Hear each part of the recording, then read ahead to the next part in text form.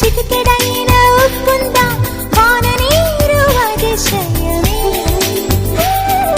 విద్యుత్తే లేకుండా వేలాడే దీపాల వెలిగేటి మినుగురుల అతిశయమే.